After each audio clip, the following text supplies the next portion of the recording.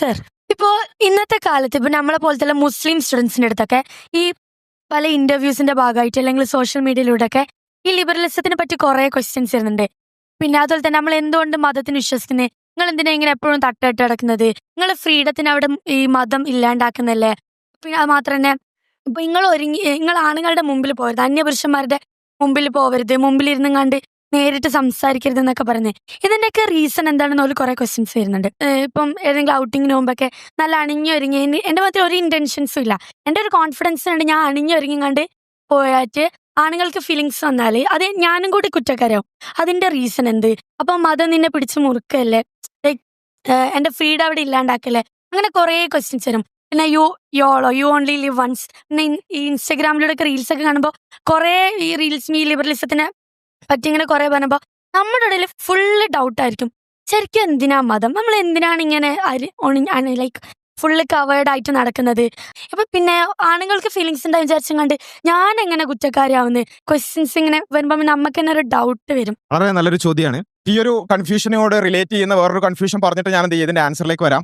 ഒരു നാട്ടില് ഭയങ്കരമായ ഒരു കള്ളന്റെ ശല്യം ഉണ്ടായിരുന്നു. ഒരു കോളനിയാണ്, ആ കള്ളന്റെ ശല്യം ഉണ്ടായിരുന്നു. ഒരുപാട് വീടുകളുണ്ട്. ആ വീടുകളിൽ ഇടക്കിടക്കേ ഇങ്ങനെ കളവ് നടക്കും. അപ്പോൾ ആ വീട്ടുകാരെല്ലാവരും അല്ലെങ്കിൽ ആ റെസിഡൻസ് അസോസിയേഷനൊക്കെ എന്ത് ചെയ്തു, ഒരു മീറ്റിംഗ് കൂടിയിട്ട് അവർ തീരുമാനിച്ചു, കള്ളന്റെ ശല്യം ഭയങ്കരമായിട്ടുണ്ടല്ലോ, കള്ളന്റെ ശല്യം ഭയങ്കരമായി ഉള്ളത് കൊണ്ട് നമ്മളെല്ലാവരും ഇനി മുതൽ വീട്ടിൽ CCTV വെക്കണം. CCTV വെക്കണം. നമ്മുടെ ഡോറും ലോക്കിംഗ് സിസ്റ്റം ഒക്കെ വളരെ പെർഫെക്റ്റ് ആയിരിക്കണം, നല്ല അടച്ചുറപ്പുള്ള ലോക്കൊക്കെ വെക്കണം. അതേപോലെ തന്നെ പരസ്പരം അങ്ങോട്ടും ഇങ്ങോട്ടും പിന്നെ നോക്കണം, കാര്യങ്ങളൊക്കെ ശ്രദ്ധിക്കണം എന്നൊക്കെ പറഞ്ഞുകൊണ്ടുള്ള തീരുമാനം എടുക്കുകയാണ്.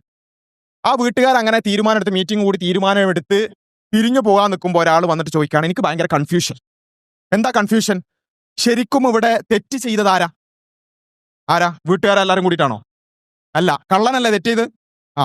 കള്ളനാണ് തെറ്റ് ചെയ്തത്, കള്ളനാണ് കട്ടത്. കള്ളൻ കട്ടു എന്നുള്ളത് കൊണ്ട് നമ്മളാണോ ലോക്ക് വെക്കേണ്ടത്? നമ്മളാണോ തെറ്റുകാർ? നമ്മളാണോ CCTV വെക്കേണ്ടത്? അതുകൊണ്ട് തെറ്റ് ചെയ്തത് കള്ളനാകുന്നു, അതുകൊണ്ട് കള്ളൻ കക്കാൻ പാടില്ല എന്ന് പറയുന്നു, നമുക്കിതൊന്നും ചെയ്യാൻ പറ്റൂല എന്ന് പറഞ്ഞാൽ എങ്ങനെ ഉണ്ടാവും? അതായത് എനിക്ക് ഭയങ്കര കൺഫ്യൂഷൻ. കള്ളനല്ലേ തെറ്റുകാരൻ, കള്ളൻ നിയന്ത്രിക്കട്ടെ. എന്നിട്ട് നമ്മൾ മിനിറ്റ്സിൽ എഴുതി ഒപ്പിട്ടു, കള്ളൻ നിയന്ത്രിക്കേണ്ടതാകുന്നു, എല്ലാവരും ഒപ്പിട്ടു. പ്രശ്നം കഴിയൂല. ദാറ്റ് മീൻസ് ഇവിടെ പ്രശ്നമുണ്ട്, തെറ്റുകാരുണ്ട് എന്നുള്ളത് കൊണ്ട് ആ തെറ്റിനെ നിയന്ത്രിക്കണം, യാതൊരു സംശയമില്ല. കളവ് തെറ്റാണ് എന്നുള്ളത് അവരെ ബോധ്യപ്പെടുത്തണം, യാതൊരു സംശയമില്ല. എന്ന് വെച്ച് ഒരു സൊസൈറ്റിയുടെ വർക്കിംഗ് മോഡൽ എന്ന് പറയുന്നത് ബോത്ത് പ്രിവെൻഷൻ കൂടി ഉൾക്കൊള്ളുന്ന പ്രിവെൻഷൻ, അതുപോലെ തന്നെ തെറ്റ് സംഭവിച്ചാൽ അത് തടയാന്നുള്ളതും, അത് രണ്ടും അടങ്ങുന്നതാണ്. Prevention is better than cure നമ്മൾ പറയും അല്ലേ. ഒരു കാര്യം നടന്നതിന് ശേഷം പ്രിവെന്റ് ചെയ്യുന്നതിനെ, അത് ക്യൂർ ചെയ്യാൻ ശ്രമിക്കുന്നതിനേക്കാളും പ്രിവെന്റ് ചെയ്യാന്നുള്ളതാണ് നമ്മൾ പ്രധാനപ്പെട്ടതായിട്ട് പറയാം. അപ്പൊ അവിടെ തെറ്റുകാരൻ കള്ളനാണ് എന്നുള്ളത് കൊണ്ട് നമ്മൾ പ്രിക്കോഷൻ സ്വീകരിക്കാതിരിക്കുന്നതിൽ വല്ല കാര്യമുണ്ടോ? ഇല്ല. രണ്ടും വേണം എന്നുള്ളതാണ് മതത്തിന്റെ കാഴ്ചപ്പാട്. അതായത് ഇവിടെ ഇനി പറഞ്ഞ വിഷയത്തിലേക്ക് വരാം. ഒരു പെൺകുട്ടിയുടെ വസ്ത്രധാരണവുമായിട്ട് ബന്ധപ്പെട്ട് എന്തുണ്ട്? മതത്തിന് കൃത്യമായ ചില ചട്ടക്കൂടുകളുണ്ട്. മുഖം മുൻകൈ ഒഴിച്ച് ബാക്കിയുള്ളത് മറക്കണം എന്നുള്ളതോ, ഇനി മുഖം മറക്കുകയാണെങ്കിൽ തന്നെ അത് പിന്നെ ആ നിലക്ക് പ്രോത്സാഹിപ്പിക്കേണ്ട കാര്യം എന്നുള്ളവർക്കൊക്കെ മതത്തിന്റെ കാഴ്ചപ്പാടുകൾ എന്തുണ്ട്? കൃത്യമായി നമുക്ക് കാണാൻ സാധിക്കും. ഇനി ആ മതത്തിന്റെ കാഴ്ചപ്പാട് അത് ശരിയോ തെറ്റോ എന്നുള്ളൊരു കൺഫ്യൂഷൻ അതിൽ വരാൻ കാരണം എന്താ വെച്ചാൽ, ഇനി അങ്ങനെ ഇല്ലെങ്കിൽ, വസ്ത്രധാരണത്തിൽ പ്രശ്നം ഉണ്ടെങ്കിൽ നോക്കുന്നത് പുരുഷനല്ലേ തെറ്റുകാരൻ എന്നാണ് ചോദ്യം. ഒബ്വിയസ്ലി പുരുഷനാണ് തെറ്റുകാരൻ. അത് ഞാൻ പറയുന്നതല്ല, ഖുർആനാണ് അത് പറഞ്ഞിട്ടുള്ളത്. കാരണം ഹിജാബിന്റെ ആയത്ത് നിങ്ങൾ ശ്രദ്ധിച്ചറിയും. ഹിജാബിന്റെ ആയത്ത് തുടങ്ങുന്നതിന് മുമ്പ് എന്താ പറയുന്നത്? മിനീന, പുരുഷന്മാരായ സ്ത്രീകളോട്, അല്ല പുരുഷന്മാരായ സ്ത്രീകൾ എന്നല്ല, LGBT പോയി വിശ്വാസികളായ പുരുഷന്മാരോട് നീ പറയാ എന്ത്? നിങ്ങളുടെ ദൃഷ്ടികൾ താഴ്ത്തുക. അപ്പൊ ആദ്യം പറഞ്ഞത് വസ്ത്രം ധരിക്കാനല്ല, വസ്ത്രം നന്നായി ധരിക്കാനല്ല, അനാവശ്യമായി നോക്കരുത് എന്നാണ്. അപ്പോ ഒബ്വിയസ്ലി പുരുഷനാണ് പ്രധാന തെറ്റുകാരൻ. ഇനി അതിന്റെ അപ്പുറത്തേക്ക് നമ്മൾ എക്സ്ട്രീമിലേക്ക് പോവാം. ഒരു പെണ്ണിനി ഒന്നുമില്ലാതെ നടന്നു എന്ന് വിചാരിക്കുക, ഒരു നൂല് പോലും ഇല്ലാതെ നടന്നു വിചാരിക്കുക, എന്നാൽ പോലും ഒരു പുരുഷനെ നോക്കാനോ അവരെന്തെങ്കിലും ചെയ്യാനോ ഉള്ള ന്യായമാണോ അത്? അല്ല. ഒന്നുകൂടാതെ നടന്നാൽ പോലും അത് ന്യായമല്ല, അത് തെറ്റ് തന്നെയാണ്. വ്യഭിചരിച്ചിട്ടുണ്ടെങ്കിൽ, ബലാത്സംഗം ചെയ്തിട്ടുണ്ടെങ്കിൽ അത് തെറ്റ് തന്നെയാണ്, അതിൽ യാതൊരു സംശയമില്ല. പുരുഷൻ തെറ്റുകാരൻ തന്നെയാണ്. എന്നാൽ നമ്മൾ പറയുന്നത് പുരുഷനാണ് പ്രധാന തെറ്റുകാരൻ. എന്നാൽ അതേ സമയത്ത് ഇസ്ലാം ഈ ലിബറൽ ചിന്താഗതിയൊക്കെ പോലെ ഒരു തെറ്റായിട്ട് സംഭവിക്കട്ടെ എന്നിട്ട് നമുക്ക് നോക്കാം എന്നുള്ളതല്ല. ഇത് എല്ലാം അറിയുന്ന പടച്ചോനിൽ നിന്നുള്ള ആയതുകൊണ്ട് തന്നെ ഒരു തെറ്റ് സംഭവിക്കാതിരിക്കാനുള്ള സാമൂഹ്യ സാഹചര്യവും ഒരു സൊസൈറ്റിയെ ആ രൂപത്തിൽ കൂടി എന്ത് ചെയ്യും ഇസ്ലാം മാറ്റും. അതിന്റെ ഭാഗമായിട്ടാണ് എന്ത് ചെയ്തത് ഈ സ്ത്രീകളുടെ വസ്ത്രധാരണം പറഞ്ഞിട്ടുള്ളത്. ഇത് ഒരു ഉദാഹരണം കൂടി ഞാൻ പറയുമ്പോൾ കുറച്ച് സമയം എടുക്കുന്നുള്ളതുകൊണ്ടാണ്. പിന്നെ ഇസ്ലാമിലെ പിന്നെ ചില ശിക്ഷാ നിയമങ്ങൾ എടുക്കാം. കട്ടാൽ കൈവെട്ടണം. ഇത് ഇസ്ലാമിലെ ശരീഅത്തിലുള്ള ഒരു പിന്നെ നിയമമാണ്. എന്ന് വെച്ചാൽ ചെറിയൊരു പേനയും കടലാസും കട്ടാൽ കൈവെട്ടുന്നല്ല, ഒരു ലിമിറ്റ് ഉണ്ട്. ഒരു ലിമിറ്റിനപ്പുറത്തേക്ക് ഒരു വലിയൊരു മോഷണം നടന്നാൽ ആ മോഷ്ടാവിന്റെ കൈ വെട്ടുക എന്നുള്ളത് ഇസ്ലാമിലുള്ള ഒരു നിയമമാണ്. ഈ നിയമം എപ്പോഴാണ് നടപ്പിലാക്കുന്നത്? എങ്ങനെയുള്ള സൊസൈറ്റിയിലാണ്? ഒരു ഇസ്ലാമിക് സൊസൈറ്റിയിലാണ്. ഈ ഇസ്ലാമിക് സൊസൈറ്റിന്റെ പ്രത്യേകത എന്താ? കക്കാനുള്ള സാഹചര്യം ഇല്ലാത്ത സൊസൈറ്റി ആയിരിക്കും അത്. ശരിക്കും മനസ്സിലാക്കണേ, കക്കാനുള്ള സാഹചര്യം ഇല്ലാത്ത സൊസൈറ്റി ആയിരിക്കും. എങ്ങനെ? കക്കാനുള്ള പ്രധാന സാഹചര്യം എന്താ? പോവർട്ടി അല്ലെ? പിന്നെ ഒരു സാമ്പത്തികമായി പിന്നോട്ട് നിൽക്കുന്ന ഒരു അവസ്ഥ, ദാരിദ്ര്യം, ഇതൊക്കെയാണ് കക്കാൻ പല ആളുകളെയും പ്രേരിപ്പിക്കുന്നത്. ഇസ്ലാമിക് സൊസൈറ്റി നല്ല ഐഡിയൽ ആയിട്ട് നടക്കുകയാണെങ്കിൽ അവിടെ എന്തുണ്ടാവില്ല? ഈ പറഞ്ഞ പോവർട്ടി ഉണ്ടാവില്ല. കാരണം എന്താ? ഒന്നാമത് നിർബന്ധിതമായി എല്ലാവരും 2.5 എന്ത് ചെയ്യണം? പാവപ്പെട്ടവർക്ക് കൊടുക്കണം. അതുകൊണ്ടാണ് ഖലീഫമാരുടെ കാലത്ത് സക്കാത്ത് വാങ്ങാൻ പോലും ആളില്ലാത്ത അവസ്ഥയിലേക്ക് പോവർട്ടി ഇല്ലാതായത്.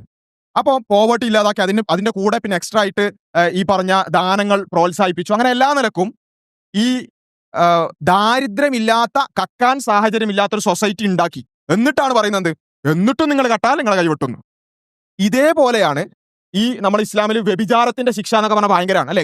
എറിയുക, കല്ലെറിയുക എന്നൊക്കെ പറഞ്ഞ് നമ്മൾ കേട്ടിട്ടുണ്ടാവും. ഭയങ്കര ഗൗരവത്തിലാണ് വ്യഭിചാരത്തിന് ഇസ്ലാം കണ്ടത്. എന്തുകൊണ്ടാണ് അത്രയും ഗൗരവത്തിൽ കണ്ടത്?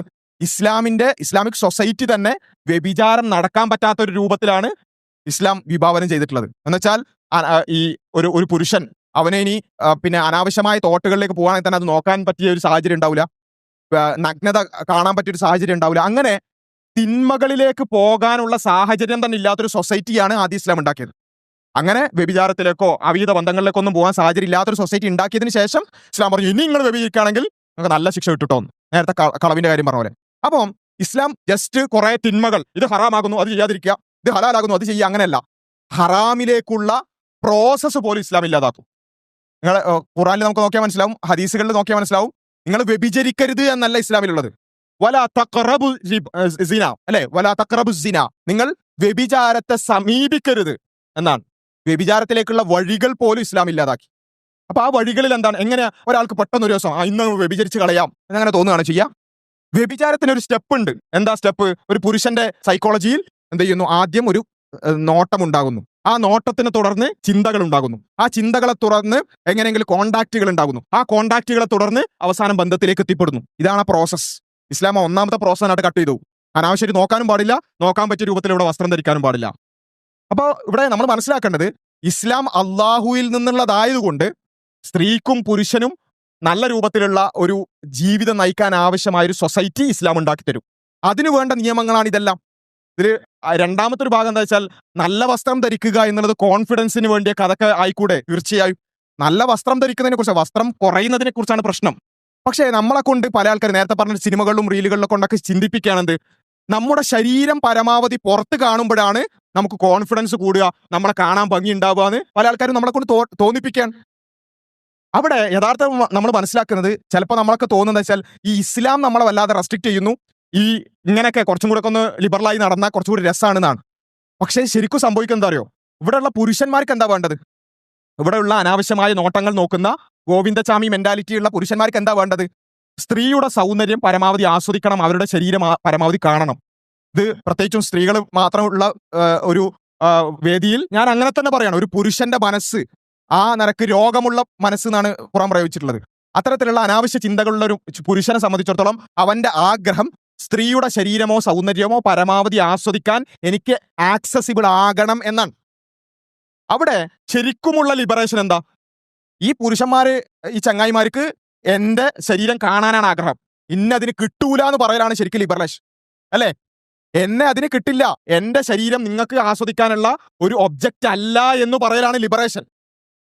അപ്പോ അവിടെ നമ്മൾ എന്ത് ചെയ്യാണ്? നമ്മളെ കൊണ്ട് തോന്നിപ്പിക്കാൻ, ഈ പുരുഷനെ ഇങ്ങനെ കണ്ട് അവൻ ആസ്വദിച്ച് അവനൊരു ഒരു ഒരു ഒരു തരത്തിൽ ഒന്ന് അപ്രീഷിയേറ്റ് ചെയ്യുമ്പോഴാണ് എനിക്കൊരു വാല്യൂ വരിക എന്ന് നമ്മളെ കൊണ്ട് തോന്നിപ്പിക്കുകയാണ്. അവിടെ ആ തോന്നൽ മാറ്റി ആ ചങ്ങായിമാർ എന്തു പറയുന്നു, അവന്റെ കമന്റ് അടി എന്താണ്, അവന്റെ കണ്ണിൽ എനിക്ക് പിന്നെന്താ പറയുക സൗന്ദര്യമുണ്ട്, ഓളെ അടിപൊളിയാണ് കേട്ടോ, ഓള് ചരക്കാണ് കേട്ടോ എന്നുള്ള ഒരു സൈൻ ഉണ്ട്, സിഗ്നേഷൻ ഉണ്ട് എന്നുള്ളതല്ല നമ്മുടെ ഒരു വാല്യൂ നിശ്ചയിക്കേണ്ടത്. നമ്മൾ ആദ്യം തീരുമാനിക്കേണ്ടത് സ്ത്രീകളും മനുഷ്യരാണ്. ആ മനുഷ്യൻ എന്ന നിലക്ക് ഞാനാകുന്ന സ്ത്രീയുടെ വാല്യൂ ഏതെങ്കിലും ഒരു പുരുഷൻ നോക്കി കമന്റ് അടിക്കുന്നതിലൂടെ അല്ല, അല്ലെങ്കിൽ എൻ്റെ മുഖത്തിന്റെയോ എൻ്റെ ശരീരത്തിന്റെയോ കളർ വെച്ചിട്ടല്ല എനിക്ക് വാല്യൂ കൊടുക്കേണ്ടത്, മറിച്ച് ഞാനാകുന്ന വ്യക്തിക്കായിരിക്കണം, എൻ്റെ വ്യക്തിത്വത്തിനായിരിക്കണം മാർക്കിടേണ്ടത്. അപ്പൊ ഇത് നമ്മൾ ആദ്യം തീരുമാനിക്കണം. ആ തീരുമാനിച്ചു കഴിഞ്ഞാൽ പിന്നെ ഞാൻ കറുത്തു പോയോ, അല്ലെങ്കിൽ ഓൻ കറുത്തെന്ന് പറഞ്ഞോ, അല്ലെങ്കിൽ എൻ്റെ ഡ്രസ്സിനെ ഓനും മൂടി പൊതിച്ചെന്ന് പറഞ്ഞോ, അല്ലെങ്കിൽ സൊസൈറ്റി അങ്ങനെ പറഞ്ഞോ നമ്മളെ ബാധിക്കൂല. കാരണം വി ആർ ലിബറേറ്റഡ്. ആൾക്കാർ എന്തു പറയുന്നത് നമുക്കൊരു വിഷയമല്ല. എനിക്കൊരു വാല്യൂ ഉണ്ട്. കാരണം ഞാൻ വായിക്കുന്നുണ്ട്, ഞാൻ ചിന്തിക്കുന്നുണ്ട്, ഞാനാകുന്ന വ്യക്തിക്കൊരു വാല്യൂ ഉണ്ട്. ആ വാല്യൂ സ്വയം നമ്മൾ നിശ്ചയിക്കുകയാണെങ്കിൽ ബാക്കിയുള്ളവരുടെ മുമ്പിൽ പോയിട്ട് പ്രദർശിപ്പിച്ചിട്ടോ അല്ലെങ്കിൽ ഏതെങ്കിലും രൂപത്തിൽ അങ്ങനെ അവരെ ഇംപ്രസ് ചെയ്യാൻ ഡ്രസ്സ് ചെയ്തിട്ടോ നമുക്ക് നടക്കേണ്ടി വരില്ല.